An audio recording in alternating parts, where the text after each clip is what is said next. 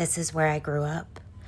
I just wanted to restore the gardens in honor of my mom's hard work. This used to be an empty field, and my parents turned it into a beautiful garden. It's time to bring new life to such an important place. Taking inspirations from the surroundings, the regrowth of the bamboo, the sound of the wind through the trees. Restoring the old greenhouse and bringing it into the design. Restoring an old water tank found on the property and creating a water feature. And we're planting all the flowers my mother loved. Most importantly, we're creating new life in the garden my mother created.